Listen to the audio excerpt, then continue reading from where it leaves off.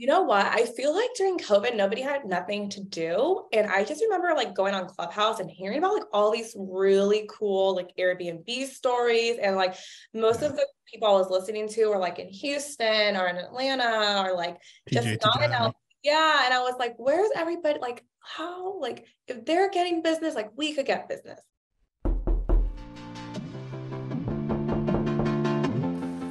Who's this? Oh, you're an entrepreneur? Oh, you're a real estate investor. Oh, you're trying to learn from those who did it. Well, come into the lab then.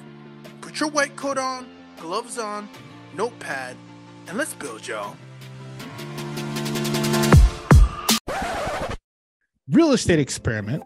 What is happening, y'all? Today, I have the pleasure of having the one and only, a guest that is, what's really neat about this guest that I'm about to give the red carpet introduction to is that you have this hospitality background, right? At the hotel level that you've done, working at the Four Seasons for 8 years and having gone into a program at school that kind of gave you that very niched kind of expertise, and then kind of tapping into that in the short-term, what we call in the short-term rental world. And whether it's the Airbnb route, the co-hosting, whatever the case might be, you kind of took it to a whole nother level. And what I love about that is when we talk about having true practitioners come into the lab, it's about having the right tools and experiments that may be applicable in other areas or industries that you're able to apply to your respective experiment. So I'm geeking out, and I was geeking out. I actually reached out to who I'm going to disclose very soon, personally, a DM, because when you guys know my DM game, it is like, as soon as I hear, I'm like, okay, that's it. I'm reaching out. I have to have this person on the show because I think your true embodiment of what an experimenter is here is what we call here in the lab. So without further ado, we got Mercedes Sanchez of MBX Homes in the building with us. Mercedes, what's happening? Hello, Ruben. How are you? Thank you so much for the intro. I'm better now, and I'm better that you are like not, kind of giving me a hard time, because you should, because our last episode, we kind of had a little hiccup. I had a hiccup, and I kind of left you out to dry. So we're going to make it up to you. I promise, Mercedes. I'm super stoked to have you here. You're in the sunny or not so sunny California. Is that, were you always there? Or like, I believe you spent some time in Vegas too, right? Kind of growing up. Is that where new home is for you? Is it California? So California, born and raised California, moved to Las Vegas pretty much the summer between that 8th grade and high school, which led me, let's just start there. I moved to Vegas, and I was, how they zone you for high schools. I'm a new kid. I'm coming from a private school in LA and moving to Las Vegas, public school. I'm like, what's going on here? And I'm like, Dad, I hate it. Like, don't send me there. And he's like, well, what are you going to do? And I'm like, I don't know if I'm not going to school. And we get a random postcard in the mail, and it's like a magnet school. They're having like open houses, like for high schoolers. So we're like, okay, like, let's go check out some magnet programs. Maybe you could like get bused into a different school. Sure. Well, I go to this barbecue, and it's a hospitality magnet school. I had no idea what hospitality was at the time, but they're like, yep, we're going to go on field trips to all these awesome hotels on the Las Vegas Strip. And you get to dress up once a week. You have to dress up in professional dresses. And I'm like, sign me up. I would love to go to eat at the buffets in Las Vegas as a high schooler. And then I stayed because I got a full ride scholarship to UNLV in their hospitality program in college. So 8 years in Vegas. And then I moved around a lot for the company that I worked with. So I've lived in St. Louis, I've lived in Seattle, I've lived in Colorado, and I've lived in Mexico. So wow. And I'm back in LA. You back, you full circle. So you know what's interesting about that? Yeah. It kind of reminds me of, I grew up in Canada, and so they have this thing in Quebec, which is the province. I'm not sure how familiar you are with Canada, but it's called like CJEP. And it's like kind of like this very tailored kind of like, this is what you're going to do, therefore you're going to start niching. I've never heard of a magnet school. Could you give us some context? Is that what that is? It's like, hey, like I'm going to go into trades, or I'm going to go into like, like, is that how it works? Yeah, that's basically, I mean, I guess they're more popular for like math and sciences, but at the time, years ago, Las Vegas was growing immensely, right? Like before the 2008 crash. So they were trying, all these families were moving in from neighboring states, and there's all these kids. And the high schools just couldn't deal with it. So they started these magnet programs to try to diversify the students into different areas. And they would bus us in. Like the bus program was crazy. Like they had late buses, early buses, like anything to get you into that magnet program. So, I mean, there's even magnet programs in Las Vegas for like law enforcement. The hospitality one's really big. There's some for like the arts. There's some for like mechanics. Like it's all the trades. What's your opinion on that? Like, do you think it's good to funnel early or later? Like, what are your thoughts? You know what's a great question, because for me it worked out. Like literally, like Valley High, like alumni, like love them. For me it worked out perfectly. For others, like my little brother went to my school and it didn't work out for him. He's like, my sister did it, but I hate hospitality. Define working out. When you say working out, like can you define that? It worked out for me because I really loved the hospitality program. Like I loved everything about it. But there's kids that were stuck in this program and they're like, I'm definitely not going to go to college for this. Like I'm just doing it because I'm involved in my high school. I'm here for the magnet program. I'm going to graduate with some college credits.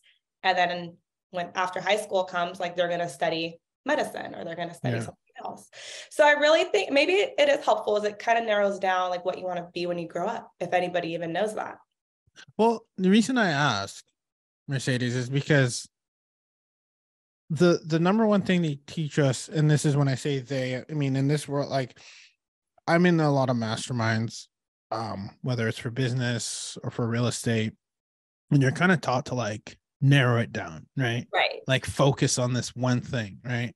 I see you got some pretty cool books up there. So it's kind of like, the idea of like just being focused. But at the same time, you almost wonder, like, my theory of experiments is like, the reason I started the show is get exposed to a lot of different experiments and then double down on the one that suits you best. And the reason I asked that, I'm wondering if did it work out, because and again, I'm not expecting you to like be able to speak for everybody here. I'm just wondering, like, just a thought, like open conversation. I'm wondering if it worked out because it's like you get to like refine a specific kind of honing your craft almost like over and over, and you get better. And then when you get better and you get competent, you end up liking something more than rather the other way around. If you're like a jack of all trades, you're not good at anything. Like, so I don't know, like just an open thought. I don't know. Yeah, I definitely think it's obviously everyone is so different. And right. I mean, I know, like I have very good friends from high school that we were in the same program. We all had the same opportunities, but we are complete different fields now, or in complete different parts of our lives. And it's kind of funny how you all start at the same race. You're all exposed to the same teachers. You're exposed to the same scholarships. You're exposed to the same everything. And then a different routes happen. It's life. I don't know, but it's kind of cool seeing where everyone's at too. Yeah. I mean, it's similar to that. I have 3 other siblings, and it's like you get raised the same way and you all kind of take things a little bit differently. And so there's no one formula, but it's interesting. Obviously we're here to talk about your story. And at what point, so we talked, I mentioned this, right? You built a strong foundation. You then went into the world of like, we're not talking about like, like mom and pop. We're talking about cream of the crop, right? Yeah. Like we're talking 4 seasons. Like we ain't playing around. That's pretty cool. Like, can you tell me in the audience here something that like you'd think like, oh, like, yeah, that's, that of course the 4 seasons would have that. Maybe they don't. It's like, or a big oversight or a big misnomer that is out there maybe, or maybe it's like, no, these guys do things differently. And it's like mind boggling how like they're literally by the book. Like, is there like something that an insight that you want to call out that like most people on the inside wouldn't, or on the outside, I should say, wouldn't know? Yeah, I would love to do that. So I think 4 seasons is like when you drink the Kool-Aid, you drink the Kool-Aid. Like I can't even stay anywhere else except the 4 seasons. Like I'm constantly calling my old coworkers for like family friend discounts. So I definitely think I'm like 4 seasons girl. But you know how like Marriott's and like other big hotel chains, like you have like your reward number. Your own what number? Your reward number, or like your reward, like absolutely. Your miles or whatever, your nights. 4 seasons does not do that in any way. Like we don't care that, well, we do care that you spend 30 nights with us, but you're not going to get incentivized for it as you would get incentivized if you had 30 nights at the Marriott. You could get like a weekend for free, right? Like once you gather those 30 nights. But at 4 seasons, we have an internal system, and we know that you have spent 30 nights with us. And that's when they will say, Mr. Rubin, welcome back. When you get out your car, like, we know who is walking in that door every day. And it all comes from like the leadership perspective. I mean, every morning there's a 9 a.m. meeting for all managers. This is at every resort. I worked at 5 of them, resorts and state hotels. And this is across the board. Like, every day at 9 a.m., we know who the VIPs are. We know why you're coming. We know if you have kids. We know if you just got married. We know if you're pregnant. We know everything. And I think that's what's really different, is that the people do their homework on the guest in like the least cringe way. And we just deliver to that person, and we know what their needs are. And, you know, we love our repeat guest. And so I you think say that's pretty fascinating, because you talk about, again, all the fundamentals. That's what I love about this show. It's like, you know, you get a chance to hear from different perspectives in your world, right? And it's kind of like some of the very fundamentals that we talk about. It's like, who is your avatar, right? Yeah. Like, yeah, we have an avatar for every guest. And it tells you like, okay, you've been here 30 nights. You frequent Four Seasons Atlanta the most. You frequent Four Seasons Mexico for fun with your family. Like, we know why you're coming. So is it more or less the savviness is behind the technology? Is it behind the system? Like, what would you say is actually helps them, or, you know, the brand do such a great job? What do you think is like separates them from the pack? And I don't know if you have context and you can compare it to another one. I know you started to, but what do you think is that difference maker? Is it the technology? Is it the people? Is it the systems? It's the people, because the people, I think when you're hired, it's like pretty rigorous when you're hired for Four Seasons, especially at the management level, and you're compensated very differently. It's definitely one of like the higher paying hospitality jobs out there. Absolutely. We have really great like incentives for our employees and for our managers. But when I say it's the people are the ones in the front speaking to the guest. So we know Ruben's coming. We know that he's visiting for business and he's coming to Four Seasons Atlanta, and he loves coming here for lunch, and he orders a Diet Coke with his lunch every time. Like, we know these because the server is then going to tell the manager, and the manager is then going to put in your profile. No way. And now we know, just offer him a Diet Coke with a wedge of lime, because we know he's going to order it every time. Wow. So for the listeners, that's literally the chain. Like, the employee at the front facing, tell the manager, like, I've seen Mr. Rubin 3 times already this month. Like, let's put him on. That's it. Oh my gosh. So it's very, so I hear systems and people that care, clearly. Systems, yep. That's the key to everything. Yeah, I was just going to say, isn't that it? Like, I think we just figured it out. Done. Show us that mic drop. So that's fascinating. So you do this for 8 years. What was your position exactly? I started out in food and beverage. I then went to catering sales. I loved sales. Like, I loved making money. I loved to communicate. Like, I loved treating my clients. I loved inviting them to see the hotel. Like, we were all at the red carpet for our clients, like, seriously. Yeah. And then my last position, I opened the Four Seasons Cabo in sales. And that was awesome, because I basically lived in Mexico, and I would fly out clients from a lot of Texas clients, a lot of LA clients, and we'd fly them out, and we'd literally entertain them and show them the property so that they could then bring their clients to us. What kind of clients are we talking here? Are we talking like the one-off client? Or are we talking about like I own a firm, like a law firm, or like what kind of?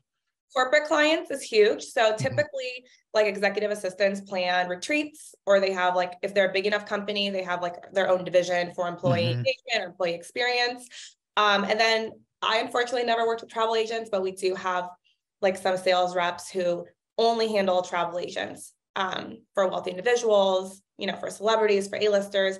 And we invite those travel agents so that they could post on socials, they could share their photos with their clientele, and then everyone's winning.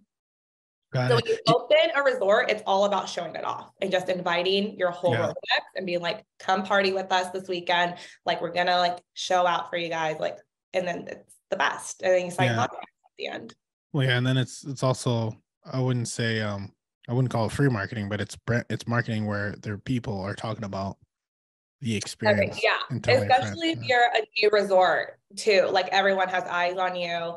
And especially, we also talk to other Four Seasons. So we know that they're always vacationing or they're always booking at like Four Seasons Punta Minta, which is, you know, more centralized. why can't they come to Cabo? It's just an hour more on a plane ride. Yeah. So like then it's like Four Seasons against Four Seasons. Like I'm going to take their clients to come to our resort, and yeah. That's cool. Just curious question. Do you know if they're like a Four Seasons, do they own the real estate or do they lease it out? Yeah, they're a management company. So they don't own the buildings. So they'll find like oh yeah, we want these 5 floors. We'll take over and just put our proof of concept model and design in there. Yeah, exactly. And it's all about like the owner management relationship. So like the owners have to agree to like have everything by Four Seasons standard. So a lot of the times when Four Seasons taken over, they're taking over, like they're remodeling. Like it's kind of nuts. Yeah. No, that's fascinating because I know in commercial real estate, it's like they're longer releases too. It could be like 15 years or something like that, right? Yeah, right, it's longer. Dude, that's so cool. So I feel like you've gotten like front end, back end experience. When you and I imagine you speak to peers that are maybe not at Four Seasons but are in hospitality. What is the biggest thing that you hear that or issues or maybe gaps that they don't have that you guys have covered, or maybe vice versa? Like, is there like a common denominator that you see like, wow, I can't believe you guys don't have that? It's more literally how they're treated. It's how the employees are treated. Oh, wow. The actual employees themselves. It's literally like, I mean, I know so many people, like, especially I went to school for hospitality, right? So I kind of like a big network there, but like, I just know they work for other resorts or in Las Vegas or other like really popular hotel chains. And it's like lack of support, lack of like emotional intelligence. And yeah, Four Seasons is a big name, but in retrospect, it's a tiny company. You're never going to see more than one in one city. So it's such a tiny company that like we know everybody within the company. It's kind of weird. It's kind of like, it's really cool that we know everybody, but yeah, I really think it's like the lack of like emotional attention, the way they treat people. So it sounds like they really got that. They nailed the culture. Yeah. Like it's a culture thing. That's why I say when you drink the Kool-Aid, like you drink it. Okay. So at what point did you end up stepping away, or did you still do some consult work? Like, how did that work? How did that transition work? And then we all know what happened and things got changed a little bit in 2020, but was that how the transition happened, or how did you transition? Yeah, you nailed it. So COVID happened. I was already kind of doing Airbnb. I was already like into it. You know, I didn't have any properties, but I'm like, yeah, like I want that one day. So I was already kind of itching for that. Got our first property kind of like literally the same week I got let go of Four Seasons. It was kind of happened all at once. But did you see it coming, by the way, or was it one of those like? I was coaching him for a while, and that's a different story that we could get into how I got my first property. But yes, and then I started consulting for Four Seasons. They asked me to come back a few times to consult, especially for the ones here, like in Los Angeles, there's 2 here. So I would do some consulting work while still running MBX Homes. And I've actually denied 3 offers for this summer because MBX Homes is just growing and blowing up so much, like literally like, oh my gosh, like never close the door though. And that's what I tell them. Like when they call me to come back to consult for them, I'm like, at the moment I have to decline this offer, but like the door's not closed. Because like, I don't know what's going to happen. Like I could go back to being a consultant for them in a few years. So it's good to keep those relationships. And I love that they call me. I'm not going to lie. I mean, that's amazing. And like I couldn't agree more, especially in this industry. I feel like it's honestly, Mercedes, it's like if not 2 degrees of separation. Like it's insane. And I'm not even talking about your world. I feel like you're tapped into both. Like when I think of my short-term rental and midterm rental people, like we were just talking about, do you know Rachel? Yeah, of course people. Like it's this like 1 degree of separation at this point. So like the end relationships is what, you know, as I don't need sound like preaching to the choir here, but it's so fascinating that you do have the opportunity to kind of instill that. And so now I kind of want to like, so how did you because I know that you've scaled very quickly, and I'm curious. So MBX Home, what does MBX stand for? What does that stand for? So originally I wanted to create a company that kind of provided like more than just lodging, like parties. We could do your design for the party. Like I was just dreaming. It was COVID and I was dreaming, right? Yeah, so I was like, sure. oh my God, let's like call it like MBX, like MB experiences. Like that sounds so fun. But then like nobody could spell the word experiences. Oh. So I was like, okay, like let's go to DBA because I already made my LLC, this MB experiences, my email's that. I'm like, oh my God, Right. it's silly. Mercedes obviously is the M, the B is for my middle name. I was like, whatever. Like if you would have told me that this company was going to grow, I would have like laughed at you. But so now we shorten it to MBX Homes. I like that, by the way. It's a cool name. Yeah. So if there's no SEOs there, like I don't even know what that was. I knew nothing like that. Tell me how you got your crack at it, because you got your first property right around the time that you transitioned out of Four Seasons. Yeah. How did you get that first property? I hate to say it, but it's family. I hate to say that. Why? No. Time out. We're gonna take a time out here. Hold on. That is okay. This is great. You know what I mean? Like you just like don't like. Let me ask you. Let me ask you why though. Why do you feel that? Okay. Way? Let's unpack this live. It could seem a little entitled, like, oh, you were handed an apartment that had no, you know what I mean? And I was like I was kind of handed this apartment, but at the same time, I really worked for this apartment. And I literally proposed like a whole business proposal. So my uncle is a real estate. Can I echo that though? I want to give you an applause for doing that, because we often, once we tell our families we want to do something, sometimes that's the biggest kind of challenge, right? Yeah. So I want to echo that. That's really important. If you can start at home, right? Whether it's managing, and I know so many people. Shout out to Natalie Palmer, right? I mean, that's how she started. I mean, so many. I co-host my parents-in-law's place, right? Like, I think it's really important to highlight this, and I don't want it to like slip through the cracks and like an oversight. Like that is a great place to start, and it matters even more because you don't want to let that person down, right? Like somebody else. It's true. It is true, and I want to highlight that and give you kudos. You're right. Give me perspective on that, because I was like really scared. I'm like, wow, I really can't like beat this up. Like I cannot. And rightfully so. And so I would challenge everyone out there who's listening that is a place where you should start, because and I think there's so much power. Like this is why I love this space. Like I've had agencies. I have an agency currently, doesn't have any family involved, and then I have the Invested Escape, my property management / sourcing company that is literally has all family tied to it, right? And I love that, and I think it's really special that you can actually pull family into it. You can use a family. So I want to give you kudos for that. And it's not something, because entitled would mean like, hey, I've done all this work, turn it on. And then at the end of the day, even if that was the case, you still need to be a good operator to make it last, right? I think we see that a lot in like, oh yeah, like, I'll give you an example. In LA, love the Kardashians, right? I think and my wife, she's Armenian. So at the same time, I love it. And the reason why I do is because it's easy to, how many one-hit wonders exist, or people who like made the news and all that. And like, forget the source, maintaining that success and staying relevant. That's the hard part. Right. And so don't let that for a second, because you could have been handed this. Right. And I'm putting air quotes, guys, if you're listening, but then operating it and getting results is where the hard part is.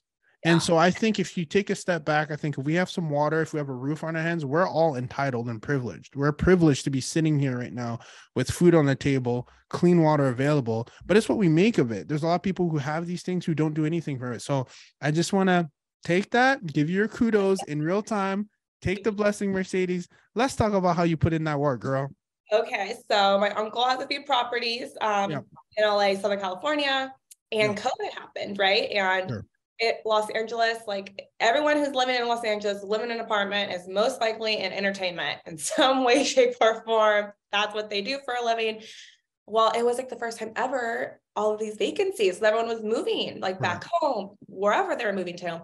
We had an apartment on the market for literally 5 months. It was sitting empty. We had showings. Nothing was sticking. It was nuts. And I was like, let's make this an Airbnb. And were they, I'm sorry, Mercedes, cut you off just real quick for context. Was it fully furnished at this time, or was it this completely empty traditional rentals? Yeah, traditional long-term rental. He's been a landlord for years. Okay. So, but remember, I'm working in Cabo and all my stuff's in storage. because at the time I was flying from Cabo to LA and I never got an apartment because I was flying so much. I would just crash at my mom's for like a week or two. Good for you. On weekends, right? So I was like, let's make it an Airbnb. What do we have to lose? If you've lost 5 months of rent, I have a whole storage that I'm paying $400 for. I'm like, let's move all that furniture in here and like, let's see what happens. And he was so against it. He was like, no, we're not doing this. I'm like, come on. I would literally ask him all the time. And then one day he's like, fine, I'm sick of you asking me, but like, you are in charge. Like, don't call me middle of the night. Like, you're responsible. And I was like, all right, here I go, unloading everything. Like, it was a disaster now that I think about it. And I had no idea I needed permits. I didn't know anything. Okay. So I'm putting on Airbnb. I put the address in and Airbnb's like, you can't do short-term rental. I'm like, what? So we got into midterm. I didn't even know what MTR was. I was like, all right, we're going to host travel nurses because what I'm hearing on Clubhouse at the time. So literally we put it on Airbnb. I was such a rookie. I put the 20% discount plus another discount plus this. Oh my God, it was so bad. But long story short, this man, my uncle, he loves Airbnbs. He wants to turn all his properties into them. He loves the revenue of it. Coming from a traditional landlord, he loves that it's refreshed every 2-3 months when people come and go. He loves access. He loves that he could see what the status is. Obviously, LA is not tenant friendly at all. So if you move into our apartment and you're paying $2,000, like you're paying that $2,000 for 15 years if you're lucky. Like, because we can't even increase rent that much every month. Wow. So yeah, it has worked out. He now has 2 with me. He loves talking Airbnb midterms. Oh, that's awesome. He does 2 now. So yeah, it's good. Experiment Nation, I have a special gift for you. If you're in the Airbnb space, or if you're thinking of getting into the Airbnb space, you're an operator with multiple units, your first unit, your 100th unit, just about to get into Airbnb, you are going to want to get this blueprint that I put together for you. Now, I want to give context of how this was put together, because sometimes people assemble these ideas and top 10 lists, top 5, top this, and it doesn't have any true valued vetted content. What I've done is I've surrounded myself by the best top short-term rental Airbnb operators in the world. I co-authored a best-selling book with them called Hospitable Host. I've had them on my platform and interviewed them to get the questions that you guys want to learn the most from into the episode to show the real estate experiment, as you know. And I've also paid tens and thousands of dollars to be sitting in the room to get these notable insights that we implement ourselves as short-term rental operators. I'm a short-term rental specialist. I'm licensed to do it in the respective markets. You know, we build ours in Georgia. We have a management company ourselves. We're Airbnb Superhost. So we not only talk the talk, but we walk the walk, but we still consistently surround ourselves with the best in the space to get us further ahead. And this is what we've put together, an Airbnb Millionaire Blueprint, where you don't just hear it from me, you hear it, and it's an aggregate list. It's 21 pillars from short-term rental operators worldwide who've implemented this and it's worked. And these are the exact same way we've been able to get results and get the same results from implementing these insights that I've pulled from multiple faces, right? Some people have tons of arbitrage units like TJ Tijani. Some like Bill Faith have just a few. Some like Michael Shogun has boutique hotels. They've scaled, and whether you have 1 unit, 10 units, or 100th unit, or about to get into your first unit, you're going to want to have this blueprint that you can utilize universally wherever you are in the world. We want to get this. I put together, we took a lot of time to put this together this year after all that we've been implementing in our lab, for you to have a guide that you can leverage, right? That you can use and implement. We've also given and tagged everybody that we've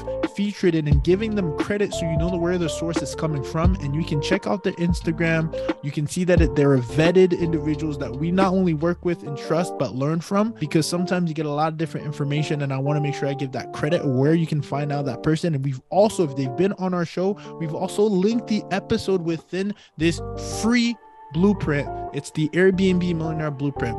Want to make sure you go to experimentrealestate.com. Once you get there, you'll see the pop-up that says I have something for you. Just scroll down, enter your name, enter your email, and we'll get it right sent to you. Don't want to sleep on this. We've been putting this together for quite some time, and I know that it will serve you regardless of where you are in your journey to have an Airbnb millionaire blueprint that has been collectively vetted and has been sourced from operators who are operating at a high scale.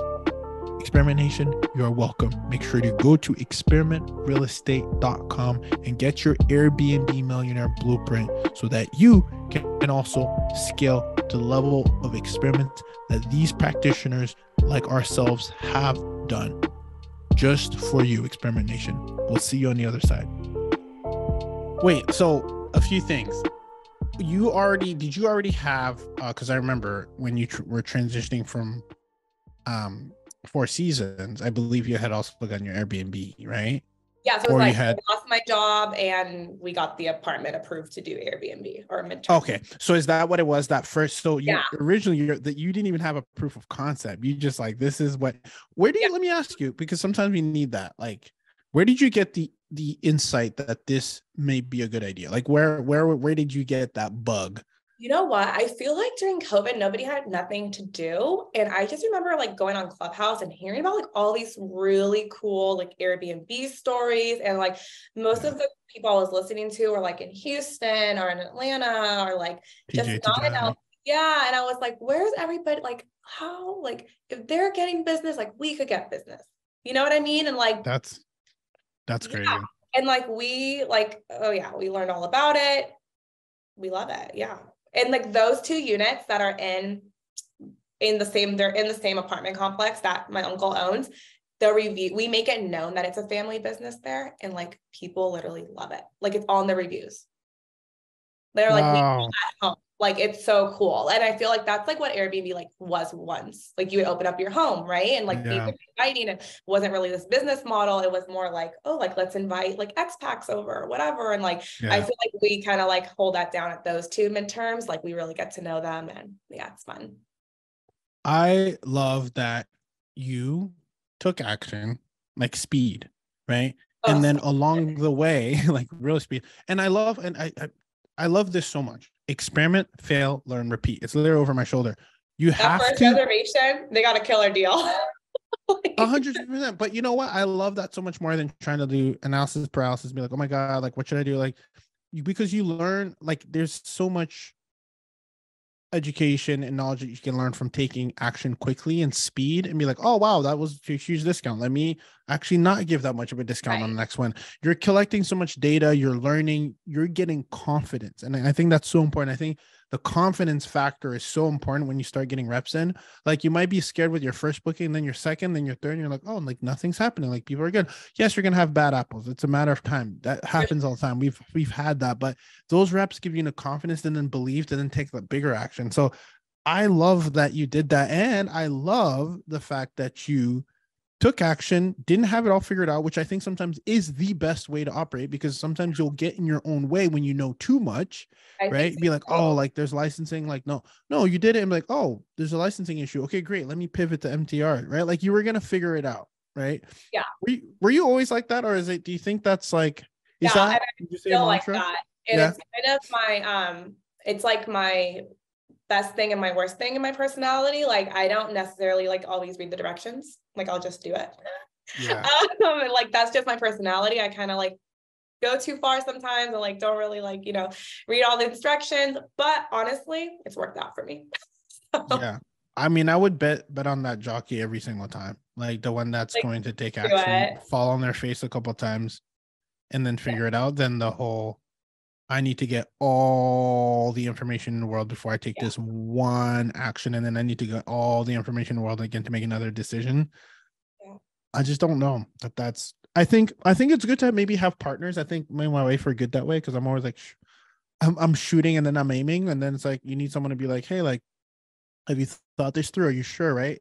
I think that's good balance, but either way, find yourself a similar or a partner that can kind of, something that you don't know. Like, I mean, I wish I would have found partners much sooner, to be honest. Like there's so many things that I have no idea how to do. at all, or like I'm not very tech savvy, like, which is kind of interesting because I'm young, you know, but like I'm not, that's not my thing. I don't really care for it, but you have to find partners to like better your business and better you. And it could be as simple like hiring, like even if you have 1 or 2 Airbnbs, like a partner could be like a great cleaning crew. Like it does not have to be like a financial partner. It does not have to be like a company. Like you, like I don't, God, you don't want me to clean. Like honestly, like, but I'm partnering with these cleaning companies that are like, no, these are the products you should have. These are the good products for this type of bed. Like don't have this kind of couch for Airbnb. So like that is like a partnership in itself that you might not think it is. Yeah, I'm so glad you said that, because I totally think that we need to rewire the way we, kind of like the exercise we just had, right? We rewired ourselves of how we look at things, right? Like your closing attorney is a partner, your showing assistant's a partner, your handyman is your partner, your cleaner is a partner. And then it all goes back to, you know, the who, not how, right? The instead of like a lot of, I can't believe people are still saying this, like all the real estate, the plumbing and all that. Like I just posted this on Instagram the other day, like we do everything out of state. So like my who is my phone. So it's like, I need to be resourceful and be like, who can solve this? And then it gets done. It shouldn't be you driving down. It shouldn't be you trying to clean. It shouldn't be you trying. It should be the who. Who is a person? And sometimes it's not the one-to-one relationship. It's like, who is the person who could potentially find the who? So it's like 2 layers deeper, right? And I think we can start rewiring the way we think about problem solving. The world is yours, and it's pretty neat. So tell me about this whole model that you got going on. So essentially, are you, when you first got in, because I think this is good for people who are listening, like, oh my God, like maybe I could do this with my uncle or like my family or my brother, etc., like, or someone or my friend or an investor down the street that I met at a meetup. It's like, what's the model that you use? I know that there's rental arbitrage out there, there's co-hosting. Like, what would you define your model? Did you use kind of would you call it co-hosting? How did you define that model? We're a co-host. At the end of the day, we're a co-host that does everything. Like, I wish we're basically property management, but like legally, we're not a property manager. Can you actually elaborate on that? Because I think there's this and I think interchange it's very important for people. You need to know like your state laws. So we're essentially a co-host. On our contract, we're a co-host. And the biggest thing is, okay, so in California, you cannot be a property manager unless you've been a broker for 2 years. Right. And the biggest thing that means is that we can't hold funds. So a lot of these property managers, co-host clients, they want to take like all the funds and have it deposited to their account. And then they distribute the payout at the end of the month, right? After the commission's taken. And that's so illegal in California. So we are a co-host company. All the money goes directly to my clients' bank accounts, and we simply track it. And then we bill them at the end of the month. And that's okay. Even if your state allows you to hold the funds, honestly, that builds like such big transparency between you and your client. Because like, we have all the numbers, they have all the numbers, they have the money. And honestly, people are like, aren't you scared? And I'm like, I'll take them to small claims. I will stand on their lawn. I know where they live. Like, I'm getting my money. Like, it's okay. Like, you're going to get your money. And if you're scared that no one's going to pay you, then don't do business with them. Like, if that's how you feel, like, we trust all our clients, like, and they trust us. Yeah. I love that you said that. And like, I think people should definitely hit the Google, be like property management. Hit the Google. Just so you're not, you want to do everything by the book, right?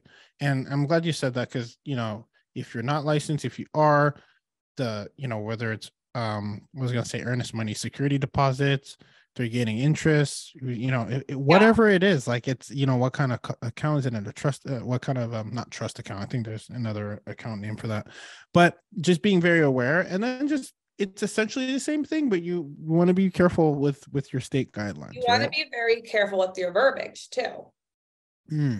Like, and all my contracts, like we're a co-host, like we're not a property manager on our contract, but we act like it, obviously. But that's and I think that's such a good model, because and there's so many ways you can structure it, even like around who's bringing the furniture, who's not, who's paying utilities, who's not. Like in your case, what is it that you're, to give people some context as to how you've kind of structured your business? What do you handle? What do you not handle? What's in scope? What's out of scope? Yeah, I feel like it's always a little controversial too, like, you know, what everyone's doing. So we work off commission between 15 to 20%. The way we structure it is if you're an MTR, you're 15%.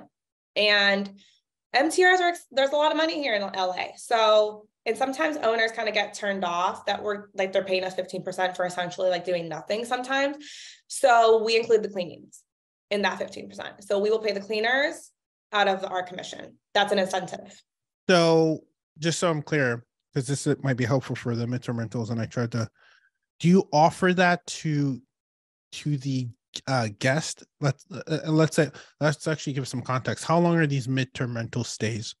So they're typically about 3 months. And okay. When I say include the cleaning, I mean more like pre and post for my client. So my client's not paying any cleaning. Oh, pre-stay and post-stay. We will take care of out of our commission. So my client comes nothing out of pocket. They're strictly just paying me the 15%. If one of my guests, it depends like how much they're paying. If it's a 1-bedroom and they're paying like $4,000, $5,000, like I'm not offering a free clean, but they could reach out to me and say, can your cleaner come? And absolutely. If it's a house and it's $20,000 a month, absolutely. I'm in there. The reason I'm laughing or smiling is because that's such crazy numbers for contacts. Like when you say $4,000 and you say 1-bedroom, I'm like, oh yeah, that's right. She's in California. Like, yeah, it's the context is just like, and I'm like, wait, did you just say, literally like, well, and that's so the low. I don't even think I think like the lowest we do is like 45.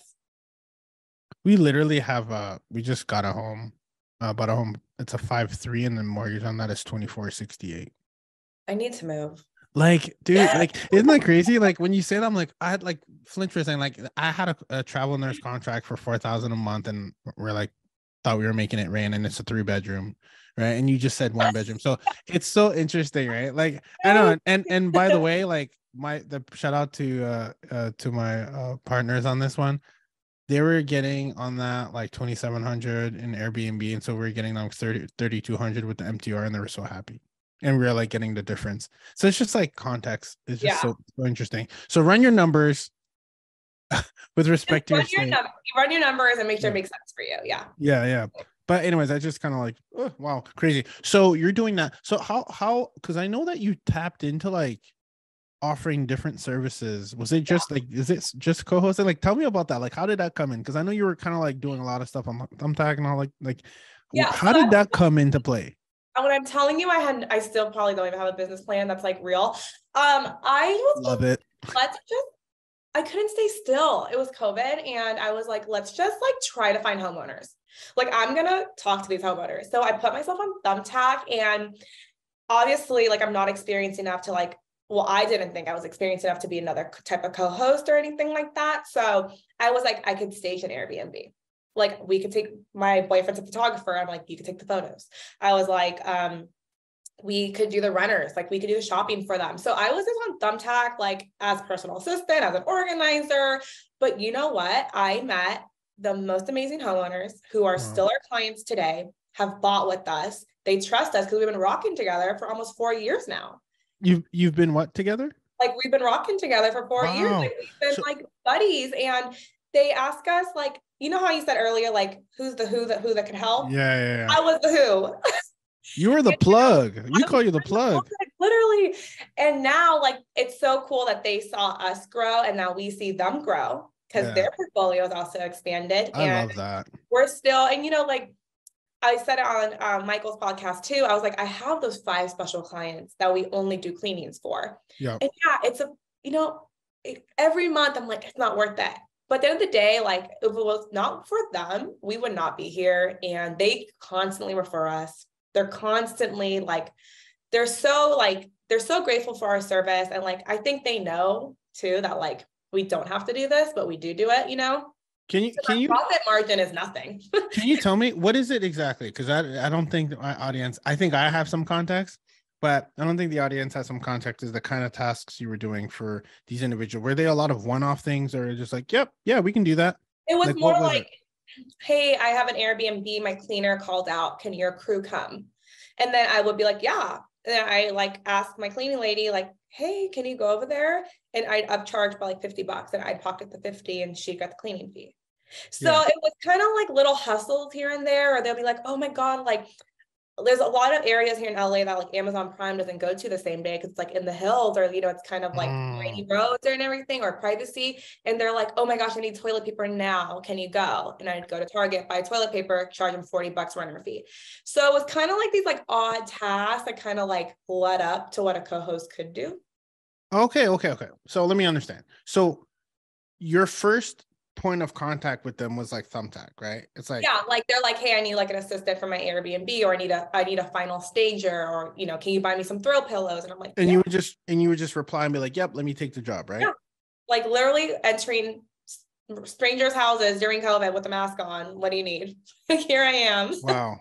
And then you would, and again, I'm trying to connect the dots here. Yeah, okay. I got a sense that you're really good at building relationships, because again, that's the foundation that you learned also at Four Seasons.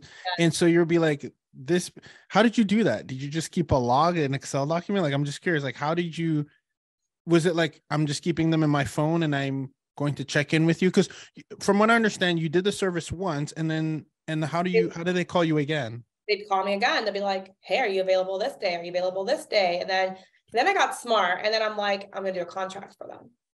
And then I did a little contract, and yeah, just like, listen, I just feel like if you try to make money, you can make money. Yeah. You just gotta hustle. Yeah. You have to, and I know, like, I think like a lot of people don't want to hustle, to be honest.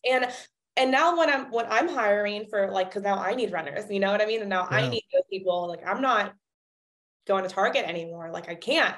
And now I look for like that in those people. Like, are they willing to do this? You know what I mean? And they're hungry. They have that like, the do they hunger want to in learn? Like, and yeah, that's what we're seeing and that's what we're finding. But yeah, we just kept the relationship. I'd check in, or like, you know, like we'll follow each other on Instagram. Like when I see them post their house, I always give them hearts and be like, comment. And we just became friends, honestly. Like, clients invite us to dinner. Clients invite us to like their kids' parties. Like, we literally become friends with our clients. And they're investors. Like, they are flipping houses, they are selling. And now I'm an agent. And I just had a client who's had the same real estate agent forever. And he's like, I want to give you a try because you've made me so much money in this house. So it's like the ball just keeps rolling, and like, you never know who you're going to meet. You never know who they know too, by the way. So that's so fascinating, because from what I'm hearing, you started co-hosting within the family, and then you're like, okay, there's these tasks that need to happen within this line of business. So therefore, I'm going to put myself out there as a, what would you call yourself? Like as a runner, assistant, organizer. Oh, I use the word organizer a lot because I thought it was professional. I love that. And I also went on like Facebook groups too, like Thumbtack and like the Facebook groups. Like those were like killer. And you build your book of business essentially the exact same way. It's the exact same concept, like the whether a financial advisor or a real estate agent would. You just build your book of business and repeat business. And never say no. Like, like never, like, you could be like, okay, if it's like outrageous, like say no. But like, if they're like, oh, like, do you know a plumber? Like, I'm like, oh my God, like kind of, you know what I mean? Like, I don't know. So I'll be like, hey, here's this guy's number. I've never worked with him, but I heard he's great.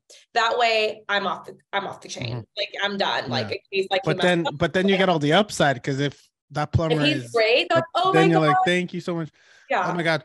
I just want to echo that for a second, like so much, because you know, you should coin that. Never say no. And the reason that's important, especially in the beginning as you're hustling, is because I think it's like you can reverse every formula works to a certain extent, and then it can also be flipped, right?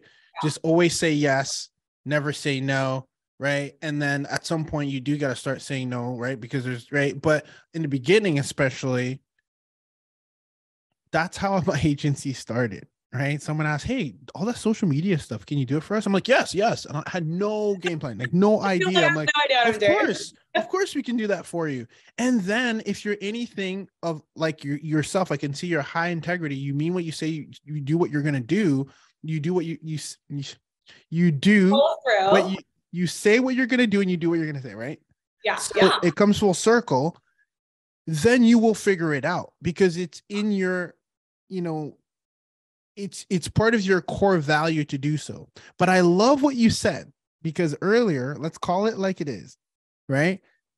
Some people just don't want to do the work. So if you're someone who's not going to do the work, you're also not going to see the opportunity because you're going to hear it and you're going to be like, meh, no, we don't. And you see this in business all the time. Like if you're willing to go above and beyond, like, hey, do you know this? Yes, we do. Hey, do you know that? Then no, now you become the go-to. And then that's how opportunities fall into your lap.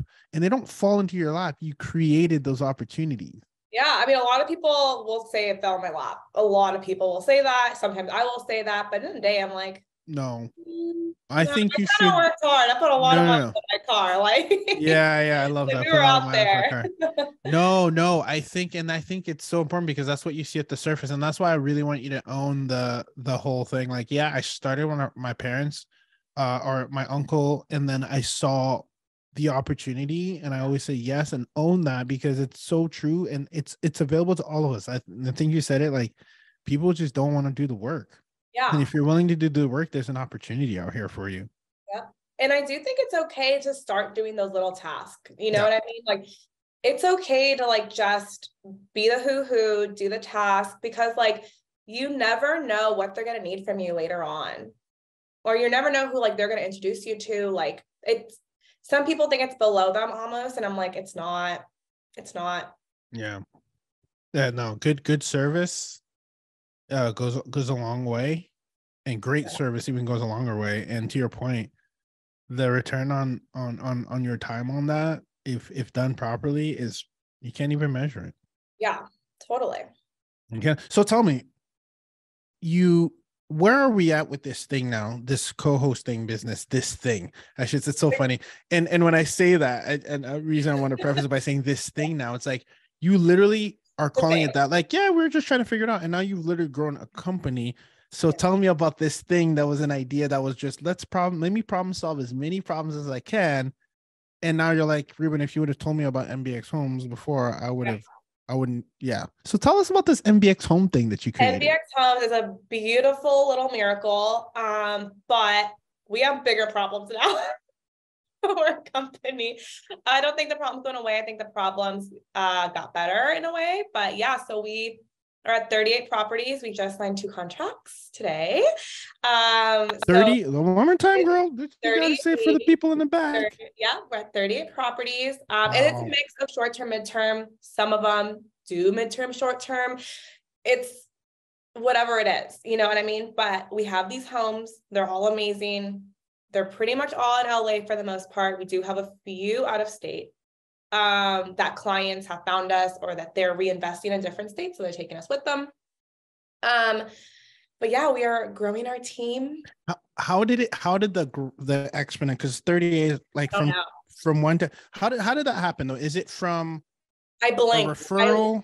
Literally, yes. It was referral. It was referral based. But when I say it happened so fast, like I'm still catching my breath.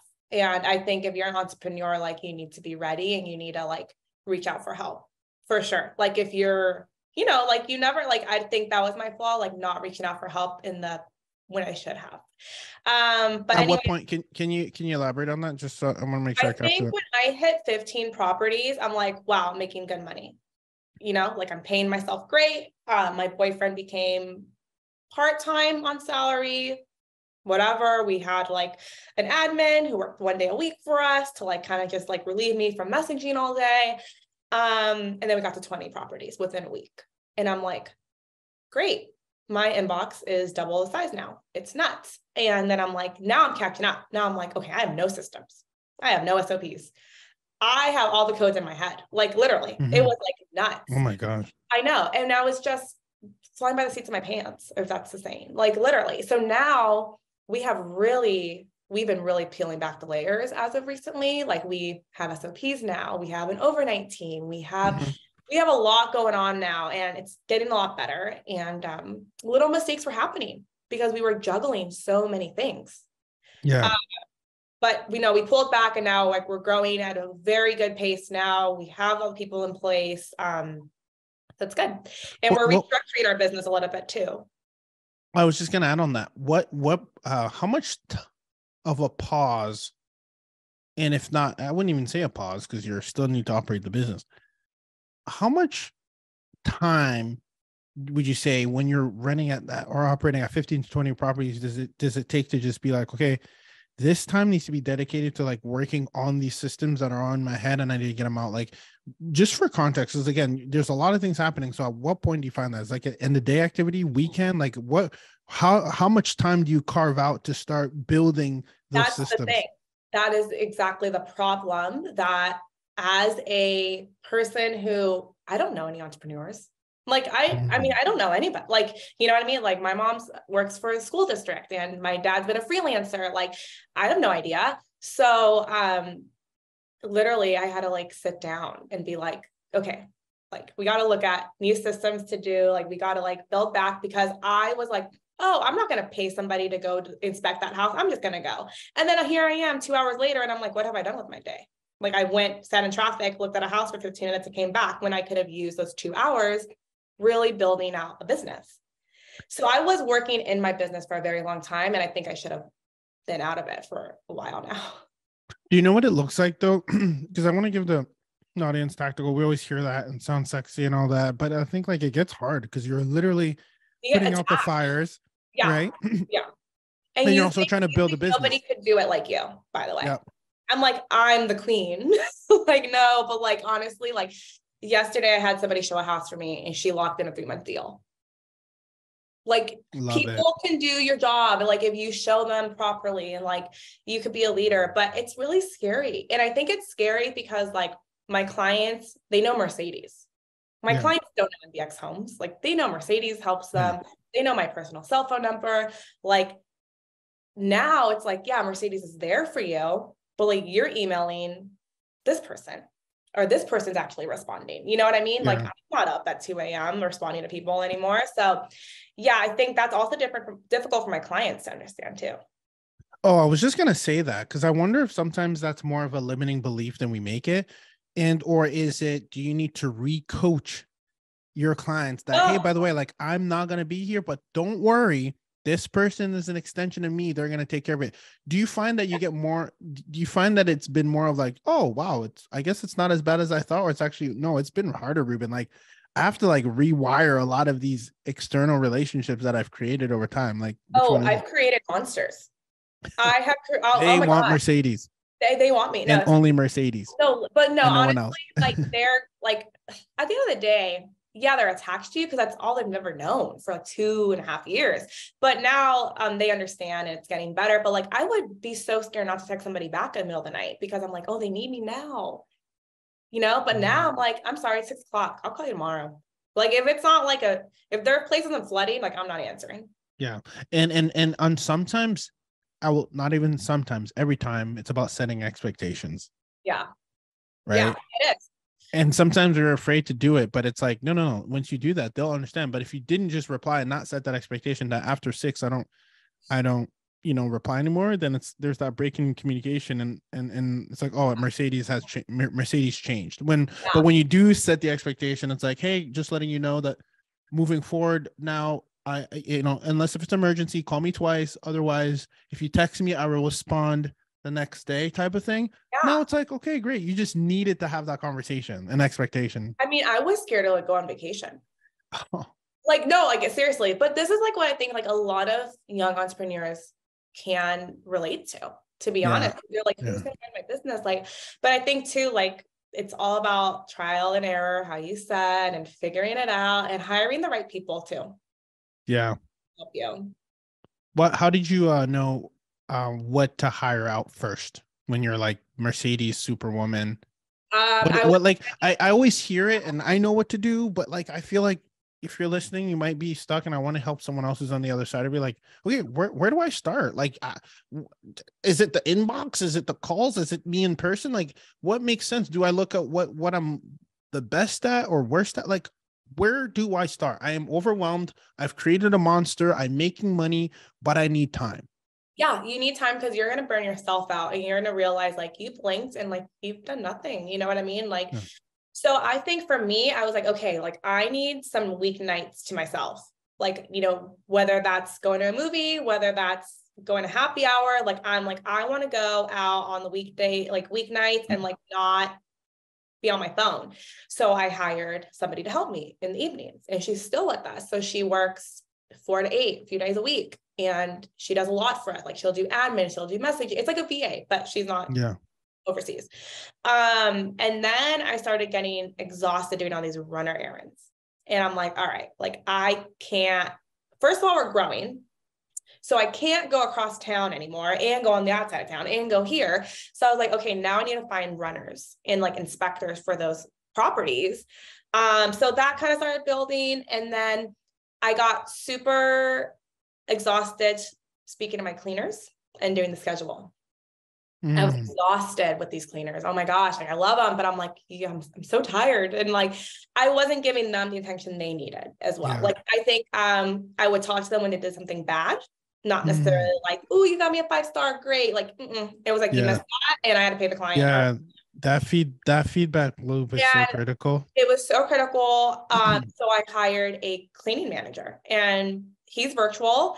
And he loves the ladies and the ladies love him and he compliments them and he's been great. That's so important. I mean, it's kind of like what you don't like to do or not maybe don't like, but it's just like mentally, like you can't do it anymore. What like, drains you? What drains you?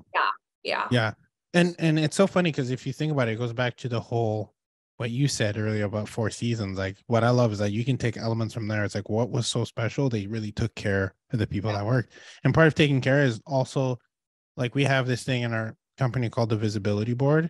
It has kudos and it has also feedback, right? So it's like we really want it to be balanced. We want as many kudos because you should be kind of rewarded and called out for highlighting great work, just as much as you have, you know, hey, by the way, here's the feedback. And sometimes you got to search it out, but it's there and you got to make it a part of the culture, right? And so it sounds like you took care of that, which I'm not surprised because it's kind of you've seen it. And I think what's fascinating too in your case is I think sometimes we talk a lot about the entrepreneur side, but we don't give enough credit to having worked in corporate, because these are proofs of concepts that you can apply to your business. And so if you just take a second back and be like, hey, what did we do at 4 seasons? I know my business is not 4 seasons, but are there elements that I can implement? Absolutely there are. Right. And you've mentioned a lot of them. And I don't know if you even realized a lot of what I see is like based on, yep, that makes sense. You told me about client relations. Yep, that makes sense. You told me about like how they take good care of your people. Yep, that makes sense. You told me about systems and hiring people. You're doing the exact same thing. And so it's funny. There's like this ongoing, like, oh, I'm an entrepreneur, like, and like corporate, oh, like break away from the 9 to 5. And then you're building the exact same thing if you're trying to do it at scale, which is fascinating, isn't it? We're running away from the thing that we can learn from to then build something similar that can address all those things that we didn't like at our 9 to 5. And maybe it's like that emotional intelligence. Tell your cleaner that you love what they did a great job. Tell them that you appreciate them. All those things that you didn't like, all the gaps that are missing from the 9 to 5 that maybe you ran away from, or that maybe you didn't run away from. I think there's this big thing in the industry of like, you need to hate your 9 to 5. Maybe you didn't. Maybe you loved it like yourself. But you learned. Exactly. You learned and you got a chance to implement that in your business. And to me, that's a full-blown experiment gone full circle, girl. Jeez. Full experiment that we're still experimenting with. Like we're branching off and doing new experiments. Well, so let's talk about that, because I always like to say, like, when you're here, it's like we can say, hey, girl, you said you were going to do this and you did it. What is next for MBX? You said you're at 38, meaning you're co-hosting 38 properties. And in addition to that, do you still have a division that does the one-off things for these clients? But they're not one-off. Like we are their Airbnb cleaners. Like, wow. They give us a schedule on a month in advance, and I just keep those cleaners busy. Wow. So like we have like 5 clients that we still do cleans for. And like I said, the profit margin is not there, but it's not, but they've been so great. when you say that, we just so I understand your business model, because when you co-host, you're baking that into cleanings on us, or are you still charging the client and saying, this is your cleaning fees? Like, are you paying them after the cleaning fee, or you're kind of putting that onto the client? So we take the commissions off the net, and we include cleaning, like the cleaning fee that the guest pays for. We include that in the net. But then we kind of have like a set price per house. So my homeowners have to then reimburse us at the end of the month for however many cleans they had. Oh, interesting. Is Like, there a reason you do it that way? Just cleaner bucks, and they don't have to, like, sometimes it's different cleaners for different houses too, because we're very busy. So we kind of like our cleaning crews, like ours, like they work 5 days a week with us. Are they 1099? Yeah, but they're so busy with us that they don't go anywhere else. So, but that's awesome because they have each other's back and they all know all the houses. Yeah. So anyone can jump in. So it's just cleaner books. I know there's different ways people do it, but no, this is fascinating. I had no idea. So just to understand, you're getting your net fee, and then you're making the client pay you back the total. Not the total. It's whatever. Like, I like to upcharge the cleaning fee a little bit. Yep, sure. Yeah. No. That's completely okay. You gotta pay your cleaners and make some margins, right? Yeah. So let's say the cleaning fee the guest pays is $250, but my cleaner is going to charge us $200. They have to. We bill back the $200 times 4 cleans at the end of the month for $1,000 reimbursement that goes to the cleaner. Got it. And then you've made that margin of like the $50 a clean. Yeah.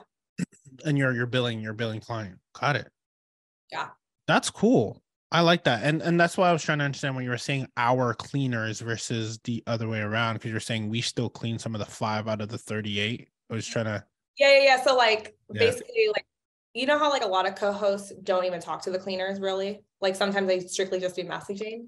We're real different because we have one manager that manages all the other cleaners, and we pay her a retainer because we were still into the weeds, and we're like, and shout out to Julie George. She's the one who kind of like told me how to do that. Yeah. So now we have this one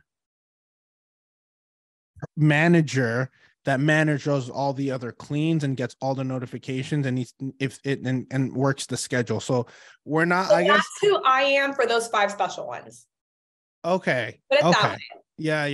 So and then the other ones, their reservations, we don't see anything. Like, we just get the notification and we just like plug it into the schedule somehow. It's more work, obviously, but like, it's not fine right now. And then the other ones, are you outsourcing with another third-party company, cleaning company?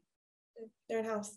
In-house, okay. Well, in-house, but 1099. But yeah, they're ours, and they're busy. Wow, good for you. And our handyman's full-time with us. So sometimes he's 7 days a week with us. Wow. And there's enough work for him. Enough work. How by the way, are the properties all like close to they're all in the same area that you're in California?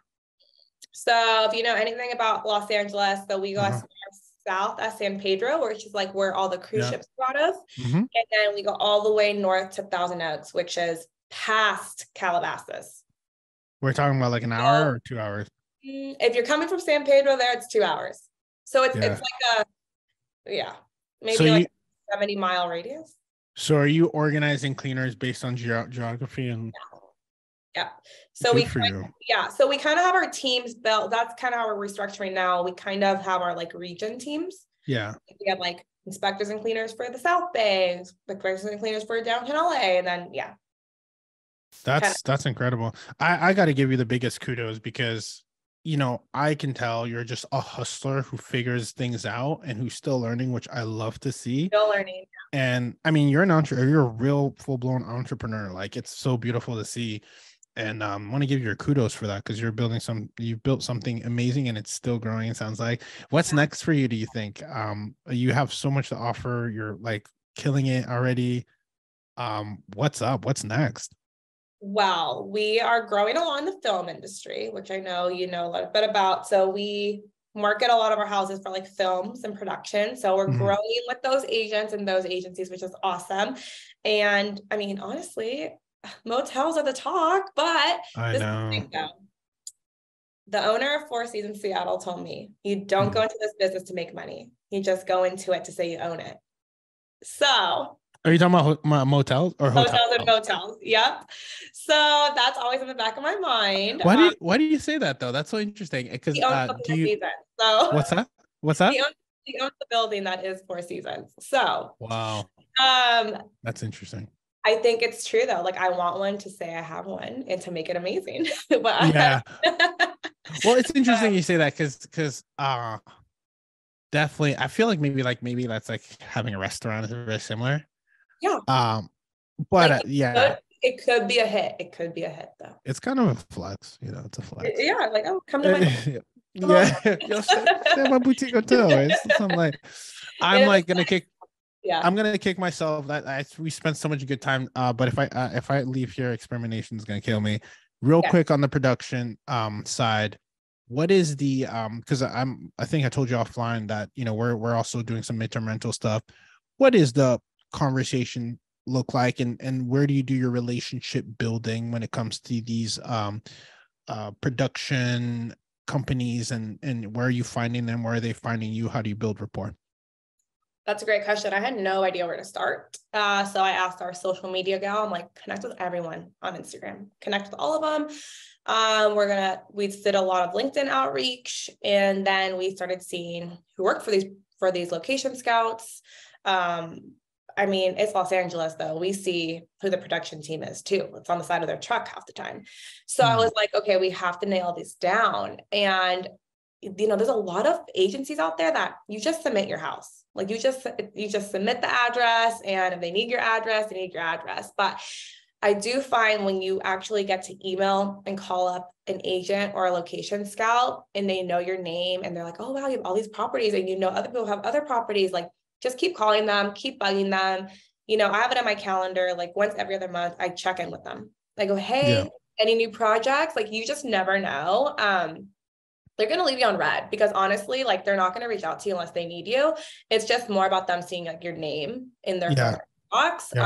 Brand association. Yeah. So cold call for sure. And then warm call afterward. I couldn't agree more, girl. That's what we're doing. Yeah. You just got to keep flexing that muscle. And you'd be surprised. Like, they'll call you and sometimes they'll say they'll say your name. I'm like, oh, you saved my number. Yeah. Okay, we're getting somewhere here. Okay. Yeah. And also, like a lot of times too, like send a thank you card. Like if you've been working with a coordinator, is she like she got you that contract? Like just send a thank you card to their office. It's in their email. Just do it. Get savvy with it, guys. Damn, what didn't you cover? I just want to give you kudos, Mercedes. Shout out to Mercedes Sanchez, y'all. We need to tap in. I am always tapped in. I know here I got your Instagram. That's where I follow you, MBX Homes. But where do you want the people to tap into what you're doing? How can they get a hold of you if they want to follow your journey and all the great things that you're doing within your community? Yes. I mean, Instagram's great. TikTok, we love. It's more on the silly side. But we love talking about like the random things we do all day. And then we did launch a YouTube channel. So we're dropping some information there on how we got started. And I am going to post on how we secured a really good film deal pretty soon. Ooh, I'll be tapping into that. What's that? I said it's shooting tomorrow at 6 a.m. call time. So okay. Well, when this comes out, you guys will have a chance to go check it out. You named it right there. I mean, MBX Homes, go follow her on Instagram, and then we'll be tapping into, you said your YouTube channel, right? Yeah, we just launched that. Ooh, is it MBX Homes? Yeah. MBX Homes, y'all. You'll know what it is. Mercedes Sanchez, just like that. We are out. Experimentation podcasting has changed the way we operate as real estate investors ourselves, and it can do the same for you.